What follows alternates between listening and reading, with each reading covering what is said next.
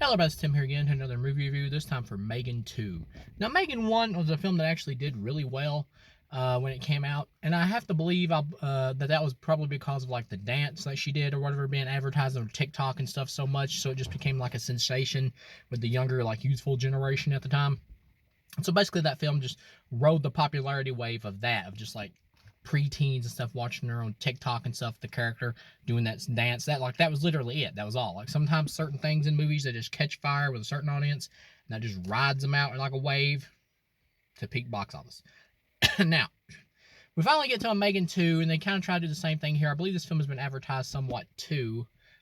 Maybe not in the same similar type way, but I do believe they had tried to advertise some of this on TikTok and stuff, like throwing little clips out there. There's been clips and stuff released on like TikTok and other platforms and stuff where they've kind of tried to do the same thing.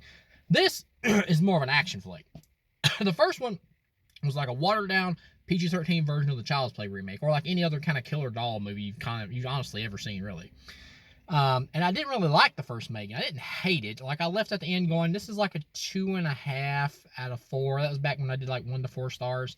If I was to watch it now, it'd probably be like a 2.5 out of 5. It would probably still be a 2.5, but it'd be like an all right time killer, really. This one, in some ways, is better than the first in terms of entertainment value, and in other ways, it's worse. They try to make the Megan character like a hero in this. They have her come back, or she's got like a backup file of her brain or whatever, her AI that's inside the house or wherever the mom and the little girl lives. The character named Katie, the little girl. And eventually they have to like put her back in her Megan body, and they redesign it a little bit to make her a little bit taller, a little bit older looking. They put her back in her Megan body so she can protect them from this other rogue AI character named Amelia, who basically was like a robot working for the government, but then got sent out on a mission and just like betrayed everybody and ran off with some information, I believe, or something like that. Just like took off and is on a mission of her own. We find at the end it was actually all bullshit, and she was actually like being controlled by this dude who like is anti-AI and wanted to like basically just sell this AI robot or whatever, Amelia, to the government so they could use it. And he had it programmed to basically go rogue and fuck everything up. So it would send out a message to the general public that AI, is a bad thing or whatever. It shouldn't be the way of the future and all that kind of shit. In some ways, like I said, it is better. This is basically like a satire almost of Terminator 2, where the Schwarzenegger character comes back, but now he's a hero. Here, the Megan character comes back, now she's a good guy. In some ways, it kind of works. In some ways, it doesn't. Like the little girl or whatever, Katie, I think is her name. She's like you get like a scene where she's like talking to the woman who's her mom, and I can't remember in the first one if she's actually her mom or was she like her aunt or something that got like custody. I can't remember. But in this one, she's like talking to her or whatever. I'll just call her her mom. Talking to her mom, and she's like, just because somebody done something bad doesn't mean they can't be given another chance. Yeah, Megan didn't just do something bad. She killed like a handful of people, okay, including a dog. Like, okay, that's not like something you can say. You're forgiven. Just try again. And of course, later on in the movie, they try to kind of justify it by like Megan talking to the mother character or whatever, where she's like, well, you built me, you designed me to be how I am. And she's like, you're right, that's why I hate you. And you kind of buy that because you're like, well, she probably would resent her somewhat if she made her and she was her creation that just kind of went off crazy. But on the other hand, obviously she didn't design her to be like insane or whatever. She didn't teach her to do that. She just malfunctioned. So she did that shit on her own. She was stupid to begin with in the first movie of creating an artificial, like basically artificial intelligence and using it as a kid's toy to just like be a doll and give to a little girl. When in real life, this shit would be like used for the U.S. government. It would be like made to be like a weapon. And this, they kind of fixed that where it makes more sense, where they got the Amelia character who is used as a weapon. But really though, the U.S. government they would triple check this shit. Like once they get it or whatever, they would double check everything. They would demand like there be a fail safe installed in the thing or whatever. That way they could like blow its head off if it went rogue or something. And they didn't do that here, which is kind of a plot hole, kind of wishy-washy. But I can forgive some of that because this is a B movie. The first was a B film. And this kind of has the same problem as the first for me. If you're making a B movie, especially if it's a B movie that is inherently silly in terms of its plot, like both these films are, where it's a killer doll movie, in this case a bigger killer doll with the Amelia character, and versus a smaller doll who used to be a killer doll, is now a hero. Um, if you're going to go that silly of a story direction, it's like Leprechaun. If you're going to go that silly of a story direction, you need to make it rated R. You do. Both these films suffer from a watered down PG-13 rating. And I know this film is also getting like an unrated cut or whatever that's coming out later. Maybe I'll check that out. Maybe I won't. They did that with the first one. I watched the differences. They weren't really that much that could have that wouldn't have like catapulted that movie or anything. Even if they added the differences here, or added like extra scenes for the violence here, it wouldn't be enough to really save this film. This isn't a bad movie. I'll go ahead and say it from 1 to 5. This would be a 2.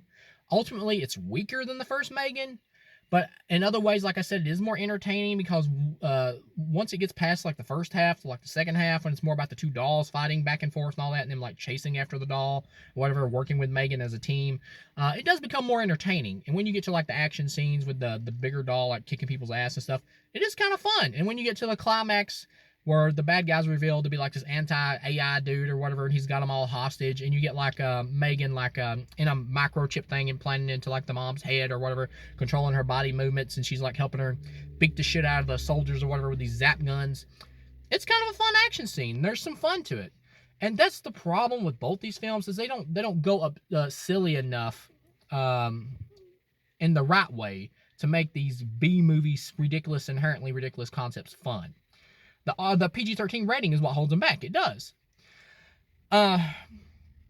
If they would have had this be like an R-rated movie and just had more like over-the-top action and had like more cussing in it and stuff, you know, to give it like more of a silly adult humorous type tone, because some of the jokes in here, because it's PG-13, they kind of land, but they kind of don't at the same time. Most of them don't work. And just like the whole Megan character, how she like walks around like, you know, like she's got an attitude or whatever.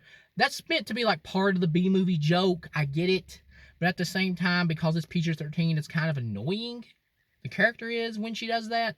Like if this was rated R, you could play that up more for just like in ridiculous over the top laughs for her like doing that or whatever. Like you would have her like slit somebody's throat and like, or don't go there, girlfriend, or something stupid like that.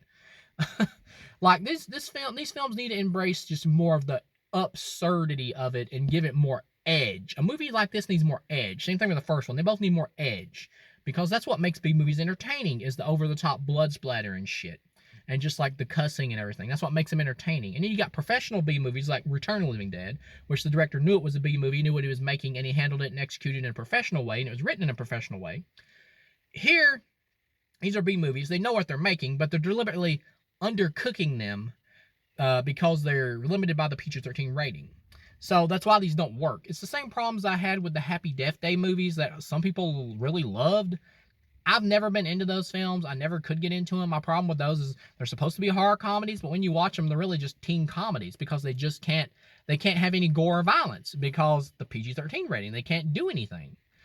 It's not there. There's no sense in making like a horror movie version of Groundhog Day if every time the person gets killed or every time you see gore, it cuts away. You've completely lost the impact. You've just made a teen comedy then. That's all you've made. And if some people watch it and they just want that, then cool. But watching that as a movie, as a horror fan, and what it's advertised to be, it doesn't work. It's the same thing with this. They're B movies, but they refuse to truly embrace the absurdity of them by having like over-the-top cussing and stuff like that, and like the jokes and everything, like the more edgy jokes that would be used for a movie like this, that would be more fun for adults. And to make the action scenes and stuff cooler. And the reason they do that is so that just like Happy Death Day, they can water these films down to be sold to the masses, which are just the average mainstream teen audience. That's what they do. That's what they are doing. They're trying to sell these to just like the preteen and the average teen audience. Same thing they did with Happy Death Day. And it's the reason I don't really like any of these films. It's the reason they don't work for me. But like I said, this one in some ways is kind of more fun when they get to like the action at the end and everything. And I did kind of laugh, and Megan's like jaws like dislocated or whatever at the end, and then she like puts it back together, pushes it back up. You can see it in the trailer where she's getting to fight Amelia at the end. Megan pretty much takes herself out and Amelia out at the end, and then you find out, of course, it's a happy ending because Megan had yet another backup file of her brain, AI brain, out there in the systems, and so she's like, did we win? Did we save the world or whatever? So it's like everybody smile like, happy ending! So, yeah, I would have given it like a 2.5, actually, and I probably would, I would have given it a 2.5 if it wouldn't have been for that extra epilogue type little added ending there. I would have given it like 2.5 if Megan would have actually died at the end, because they could have always just come up with some bullshit way to bring this character back in another one if it got made. They could have. It's a friggin' robot. You can come up with anything. But here, they gotta add on that quota where it's like, oh, you thought I was dead? My sacrifice didn't mean shit, because here I am with yet another backup file. Wee, I'm alive! And I'm like, you just totally undermined the character's sacrifice. That means shit now. So yeah. That doesn't work. It doesn't work for me. So yeah, overall, it was okay. I didn't hate the film, didn't love the film, didn't like the film, didn't mind the film. It's an okay time killer. So thank you guys for watching, and I'll see you again.